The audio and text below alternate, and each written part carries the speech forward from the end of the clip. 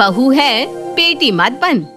जब बेटे की शादी की उम्र निकल रही हो और कोई लड़की ना मिले तो टेढ़ी से टेढ़ी माओ की अकड़ निकल जाती है। पर ऐसे में भी ऐसी कई औरतें होती हैं जिनकी ऐंठ में जरा भी कमी नहीं आती। कुछ ऐसे ही स्वभाव की थी अर्चना भी, जो अपने बेटे के लिए लड़की तलाश कर करके बावली हुई पड़ी थी। और एक दिन भगवान की कृपा से उसे अपने बेटे के लिए अपने मन मुताबिक लड़की मिल ही जाती है और नितेश का रिश्ता रमा से तय हो जाता है। मंदिर से अपने घर की ओर लौटती अर्चना को उसकी कुछ सहेलियां टोकते हुए कहती है, चढ़ा दिया प्रसाद भगवान को। चढ़ाएगी क्यों ना, भगवान ने इसकी सुन जो ली। अब क्या अर्चना, अब तो तू बन गई सास। पर इसने भी लड़की को ढूंढने के लिए कम मेहनत नहीं की। वैसे सुना है काफी सुंदर और सभ्य लड़की मिली है तुझे। वैसे रिश्ता मिला कहाँ से और कैसे? पागल है क्या, मैं क्यों ढूंढने लगी कोई रिश्ता? वो तो मेरे जान पहचान में कुछ लोग हैं जो अपने बेटे के लिए अच्छी लड़की की तलाश में है, इसलिए जरा खोजबीन करनी पड़ती है कि कहीं कोई अच्छी लड़की दिख गई तो लड़के वालों को बता दूं। मुझे क्या फायदा, बस यही ना कि किसी लड़की का घर बस जाए। मैं तो बस दुआएं कमाने में विश्वास रखती हूँ नीलिमा। क्या लेके आए थे क्या लेके जाएंगे, वरना मेरे नीतीश के लिए तो 72 रिश्तों की लाइन लगी पड़ी थी, पर हम ही सभी को छाट रहे थे। फिर आया रमा का रिश्ता। हाँ, नीतीश को देखकर तो नीलिमा पूछी मत, उसके परिवार वाले हमारे पीछे ऐसे हाथ धोकर पड़ गए कि नहीं भाई, रमा की शादी होगी तो नीतीश से ही। कितनी बार हमने आनाकानी की कि भैया अभी नहीं करना रिश्ता, पर फिर नीतीश ने कहा कि कर लेता हूँ मम्मी, किसी लड़की का भलाई हो जाएगा और एक काम भी खत्म होगा। तो बस लड़की वालों पर एक एहसान समझकर हमने भी रिश्ते के लिए हाँ कर दी। ये कहकर मंदिर के बाहर से अर्चना अपने घर के लिए निकल जाती है। बाप रे बाप, नाटक देखा इसका। खुद लड़की वालों के पैरों में गिर कर रिश्ता पक्का करके आई होगी और दिखावा तो ऐसे कर रही है जैसे इसका बेटा कोई कलेक्टर बाबू है। एक बार बहू को तो घर आने दे, उसके सामने अगर इसकी ऐसी ही हरकतें रही तो इसकी बहू तो इसकी होठ सीती ही दिखेगी। आजकल चुप रहने वाली सासों को तो बहुएं बर्दाश्त नहीं करती, तो इस फटे हुए बाजी की तरह 24 घंटे बजने वाली सास को कौन ही बर्दाश्त करेगा। और कुछ इसी तरह पूरे मोहल्ले में अपनी तारीफ करती हुई फिर रही थी अर्चना। और जैसी अर्चना थी उससे बढ़कर थी उसकी बेटी नेहा, जिसे अभी से ही अपने भाई के अपनी भाभी के हाथ में जाने की टेंशन होने लगी थी। 2 दिन बचे हैं शादी को। मैं कह रही हूँ कि एक बार ठोक बजाकर फिर से चेक कर लो मम्मी। ऐसी बहू मत ले आना जो तेरे सर पर बैठ कर नाचे। जैसा कि तू मुझे जानती नहीं, मुझे अच्छे से पता है कि कब रस्सी ढीली छोड़नी है और कब कसनी है। और 2 दिन के बाद वो दिन आ ही जाता है जिसका सभी को बेसब्री से इंतजार था। Finally Nitish was getting married to Rama. Nitish Delhi की तरह सजकर मैरिज हॉल में पहुंचता है। स्टेज पर नितिश को आकर बैठे 10 मिनट भी नहीं होते कि फट से नेहा कहती है, ऐसा कौन सा मेकअप करवाने गई है भाभी? इतनी देर कौन करता है आने में? जो लड़की फेरों से पहले से ही अपने पति को इंतजार करवाने लगे, वो फेरे के बाद न जाने क्या क्या करवाएगी, भगवान ही जाने। तू तो स्टेज पर ही अपने पति के पहले ही आकर बैठ जाना, ठीक है? मत करवाना उसे इंतजार। अरे मैं तो तुम्हारे लिए कह रही थी ना भैया, वरना मुझे क्या, बैठे रहो यहीं। ये कहकर नेहा गुस्से से स्टेज से नीचे उतर जाती है और लोगों के बीच अपनी होने वाली भाभी की चुगली करने लगती है। मानना पड़ेगा, तैयारियां तो बड़ी शानदार है। लग रहा है किसी मोटी करोड़पति पार्टी की शादी है। लड़की वालों ने काफी खर्चा कर दिया, नहीं नीलिमा? वो लोग जिनके खुद खाने के लाले पड़े वो करेंगे शादी की तैयारी। भाभी के पापा ने तो बातचीत के वक्त ही कह दिया था, हमारे पास बस कन्या कलश है, और 11 रुपये देकर नेक कर दिया था। ये सारी तैयारी तो हमने करवाई है। लड़की वालों के पास तो खुद के खाने के भी पैसे नहीं है, उनसे हम क्या ही मांगते आंटी जी। पर अब तो उनसे हमारा रिश्ता जुड़ गया है, उनकी चादर उगाड़ेंगे तो इज्जत तो हमारी ही जाएगी। बात तो सही कही तूने बेटा। वैसे तू जा स्टेज पर, नितिश अकेला है, यहाँ वहाँ कहाँ घूम रही है? किसी को अरेंजमेंट देखनी पड़ेगी ना आंटी। मेरा भाई तो अभी से उसका हो गया है। भैया तो हमारा भोला भंडारी है। बचपन में ना इसी तरह हमारी चाची जी की बातों में आ जाता था, और चाची जब इसे गिराकर एक टॉफी दे देती तब आकर मम्मी के पास रोता था। स्टेज पर थी मैं भी, तो भैया ने मुझे 2 बातें सुना दी। इसे लग रहा है कि आने वाली पत्नी न जाने कितनी सारी खुशियां लेकर आएगी। पर इसे क्या पता, आज की लड़कियां 2 दिन में फुर्र हो जाती है। उस पर इतनी जान छिड़क रहा है, फिर रोता फिरेगा।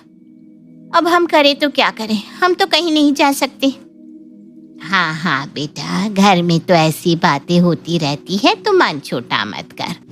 और इतने ताने बाने के बीच होती है रमा और नीतीश की शादी। अब आप ही सोच लीजिए, जिस लड़की ने अभी तक फेरे भी नहीं लिए, उसके आने के पहले ही इतनी चर्चाएं हो रही हैं, तो उसकी बहू बनने के बाद तो उस पर कैसा पहाड़ टूटेगा। गृह प्रवेश कर रमा अपने ससुराल आ जाती है। अभी कपड़े मत बदल लेना बहू। हमारे यहाँ पहले बहू घर के कुल देवता की पूजा करती है, बड़े बुजुर्गों के आशीर्वाद लेती है, उसके बाद ही अपने कमरे में सोने जा सकती है।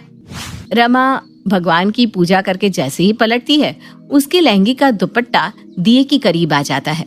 ध्यान से रमा, अभी तुम्हारा लहंगा जल जाता। अरे भैया, लहंगे पर ध्यान क्यों देंगी भाभी? जब लहंगा लेने में खर्च भैया ने किया है तो अपने मायके का लहंगा होता ना, तो ऐसी लापरवाही नहीं करती। लड़कियों का भी ना अच्छा है, शादी के पहले ही पति से बातें करने लगो और उससे अपना मेकअप, कपड़े और बाकी खर्चों के पैसे ले लो। वैसे शादी के पहले तो आपके बाल कर्ली थे ना भाभी, और अभी स्ट्रेटन है। हाँ, भैया ने दिए होंगे पैसे। ये क्या बदतमीजी है नया? सभी मेहमानों के सामने अपनी भाभी की इंसल्ट करते हुए तुम्हें जरा भी शर्म नहीं आ रही? कायदे में तुमसे बड़ी है वो, माफी मांगो उनसे। बाप रे, इतना षड्यंत्र! भाभी अभी तो घर में आकर खड़ी हुई हो और भैया को मेरे खिलाफ कर दिया। देख लो मम्मी, तुम्हें चाहिए थी ना बेटी जैसी बहू, मिल गई ना। अब मम्मी जी को क्यों बीच में ला रही है दीदी? मैंने तो कुछ कहा ही नहीं। मैंने तो सोचा था कि मैं बेटी लाऊंगी, मुझे क्या पता था कि बहू तो बहू होती है। नेहा तो नादान है, कुछ भी कह रही है। उसके पीछे तुम भी शुरू हो जाओगी क्या? यही संस्कार लेकर आई हो बहू मायके से। शादी के पहले ही दिन रमा के ससुराल का माहौल बिगड़ जाता है। वो बेचारी चुपचाप सारी रस्में पूरी कर अपने कमरे में चली जाती है। अगली सुबह रमा सभी के लिए नाश्ता तैयार कर टेबल पर लगाती है। यह क्या बहू, तूने अपने ससुर जी को सुबह सुबह मिठाई दे दी? उन्हें शुगर है, तू यही चाहती है ना कि उन्हें कुछ हो जाए और मैं विधवा हो जाऊं। कहाँ सोचा था कि एक बेटी लेकर आऊंगी, पर नहीं। मुझे माफ कर दीजिए मम्मी जी, मुझे नहीं पता था कि पापा जी को शुगर है। शादी के पहले जब रात 2-2 बजे तक नीतीश से बातें करती थी तो इस बारे में भी बात कर लेती बहू, पर तूने तो हमें अपने माता पिता के समान माना ही नहीं। तू क्यों जानना चाहेगी हमारी मेडिकल हिस्ट्री? छोड़िए जी, मैं अभी आपके लिए दूसरा खाना बना देती हूँ। दूसरे दिन रमा अपने पति के कपबोर्ड की साफ सफाई कर रही थी, तभी उसका ध्यान कमरे के पर्दों पर पड़ता है। नीतीश, मैं क्या सोच रही थी कि क्यों ना हम ये पर्दे बदल ले। आज के जमाने में ये रंग बिरंगी लाल पीले पर्दे कौन लगाता है? पेस्टल कलर्स के पर्दे रहते हैं ना, तो बहुत खूबसूरत लगते हैं। तुम्हें मुझसे पूछने की कोई जरूरत नहीं है रमा, अब ये कमरा तुम्हारा भी है, जो चाहे करो। और कुछ जरूरत हो तो मुझे जरूर बोलना। तुम अकेले सब कुछ करो तो मुझे अच्छा नहीं लगता। और रमा पर्दे वाले को कॉल कर अपने पसंद के पर्दे मंगवा लेती है। दरवाजे पर पर्दे वाले के स्टाफ को देखकर अर्चना कहती है, यह भोला पर्दे वाला हमारे घर पर्दे लेकर क्यों आया है? किसने बुलाया है तुम्हें? जाओ जाओ, हमें कोई पर्दे नहीं लेना। शादी में पहले इतने खर्चे हो रखे और ये पर्दे बेचने आ गया। इन्हें मैंने बुलाया मम्मी जी, वो मैंने हमारे कमरे के लिए पर्दे मंगवाए हैं। मम्मी जी, आपके कमरे के पर्दे भी बदलवा दूं क्या? एक बात कह देती हूँ बहू, हमारे घर में सब कुछ वैसा ही चलते आया है जैसा मैंने चाहा है।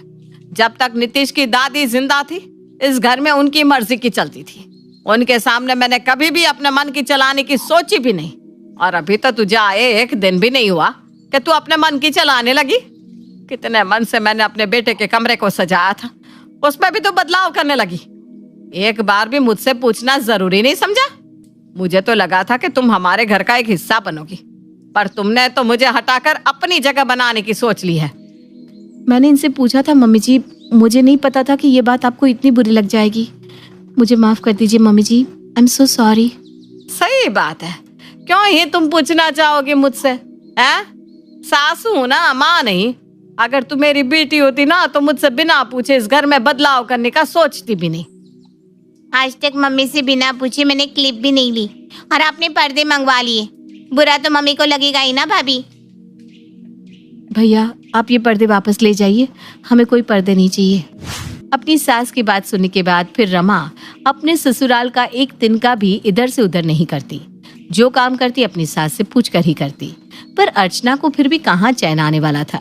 रमा घर के सारे कपड़े मशीन में धो रही होती है, तभी वहां अर्चना से मिलने काजल और नीलिमा आते हैं। और कैसी है तू? बढ़िया ना? देखती हूँ मैं अपने बालकनी से, जब देखो रमा काम ही करती रहती है। बहुत ही कमेरी बहू लाई है तू, वरना आजकल की बहू सास ससुर को 2 रोटी डालना भी नहीं चाहती। सब दिखावे का है नीलिमा, सब दिखावे का। घर में करेंगे नहीं एक काम और बाहर सबको बोलेंगे मैंने मम्मी जी के लिए शुगर फ्री खाना बनाना शुरू कर दिया, कहीं उन्हें शुगर ना हो जाए। कल को ये हमें ना हवा और पानी पर जिंदा ना रखने लगे।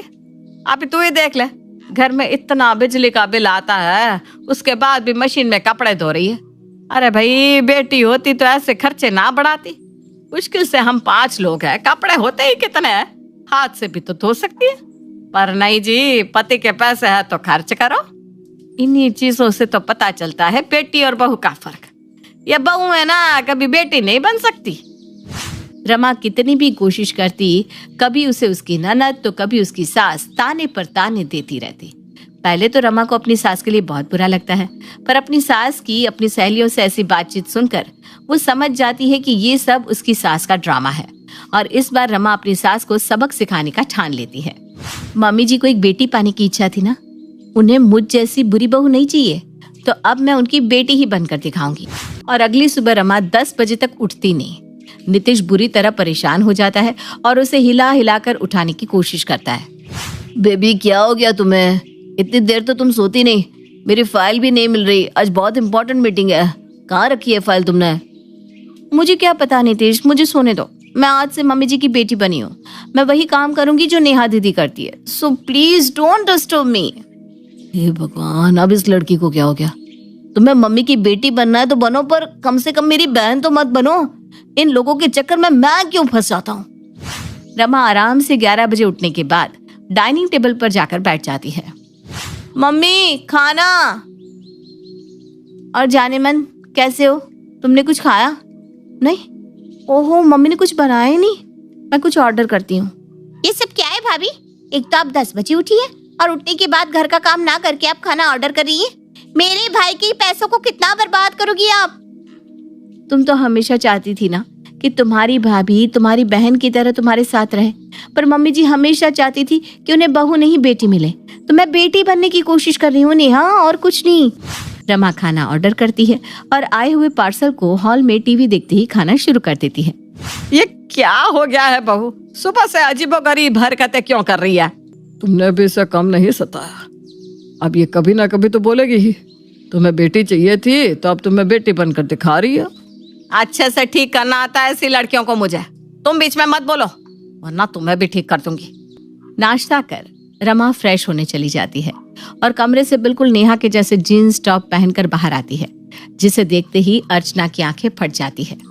मम्मी, मेरी कुछ फ्रेंड्स मुझे कॉल करके मुझे मिलने बुला रही है, तो मैं उनसे मिलने जा रही हूँ। शाम तक आ जाऊंगी। Okay bye. इससे पहले कि अर्चना कुछ कहती, रमा फौरन घर से बाहर निकल जाती है। आने दे नीतीश को, अच्छे से खबर लगाएगी इसकी। छोड़ नेहा बेटा, चल हम दोनों मिलकर ना कुछ खाने को बना लेते हैं। सुबह से हमने नाश्ता भी नहीं किया। मैं क्यों बहू लाई थी मम्मी, जब मुझसे ही काम करवाना था? तो ऐसे भी शादी के बाद तो जिस घर जाऊंगी वहां दिन रात मुझे काम करना ही होगा। वैसे ना मेरे फ्रेंड्स का भी कॉल आया था, मैं उनसे मिलने जा रही हूँ। शाम तक आ जाऊंगी। Okay bye. बर्तन, कपड़ा, खाना, झाड़ू, पोछा, साफ सफाई, सारा का सारा काम अकेले अर्चना को करना पड़ता है। ये कहाँ फंस गई मैं? पहले तो घर में काम वाली भी थी, बहू के आने के 1 दिन पहले ही सारी काम वालियों को हटा दिया मैंने। और अब बहू है कि मेरी बेटी बनने की जिद ठाने बैठी है। इतना सारा काम भी अकेले आदमी कैसे करे? और तभी नीलिमा और काजल वहां आते हैं और अर्चना को बर्तन धोता देख लेते हैं। सभी के घर की बातें बनाती थी तू, आज देख ले अपनी हालत। मैंने तो तुझे पहले ही कहा था, अपनी जबान पर जरा लगाम लगा कर रखना। लोगों को इतनी उंगली करेगी तो यही होगा ना। तेरी खुद की बेटी तुझसे संभलती नहीं, और तू दिन भर बहू को ताने देती रहती है कि मैं तो बेटी लाना चाहती थी, बेटी लाना चाहती थी। ले, बन गई वो तेरी बेटी। नीलिमा ठीक कह रही है अर्चना, तेरी बेटी पर तो काम का प्रेशर आया ही नहीं, ना ही तेरे पति पर। सबकी जिंदगी तो जैसे चल रही थी वैसे ही चलेगी। सारा काम तो तेरे सर पर आ गया ना। 2 मीठी बोली बोलकर अगर इस काम से बच सकती है तो बच जा, मैं तो यही सलाह दूंगी तुझे। शाम को जब नेहा और रमा एक साथ घर आते हैं, तू अपनी हरकतों में बदलाव ला, समझी नेहा? तेरे साथ रह रहकर बेचारी तेरी भाभी पर भी तेरी संगति का असर पड़ने लगा है। किसी ने ठीक ही कहा था, बहू की जगह कोई नहीं ले सकता। बहू तो बहू होती है और बेटी बेटी। बेटी बहू सबकी अपनी ही जरूरत और इज्जत होती है एक परिवार में, है कि नहीं रमा बहू? जब भगवान ने मुझे नेहा बेटी दे ही दी थी तो मुझे बहू में बेटी क्यों चाहिए पता नहीं। खैर मैंने आटा निकाल दिया है, तो रात के खाने की तैयारी कर ले। हाँ बहू? जी मम्मी जी। कभी कभी चुप रहकर काम हो जाए तो चुप ही रह लेना चाहिए। रमा की बेटी बनते ही जैसे अर्चना पर घर का सारा काम आ जाता है, 2 घंटे के अंदर अंदर ही उसे बहू बेटी में फर्क दिखने लग जाता है और वो घर के काम से तौबा तौबा कर लेती है। और काम से बचने के लिए अपना दिमाग लगाती हुई अर्चना अपनी बहू से रिश्ता ठीक कर लेती है।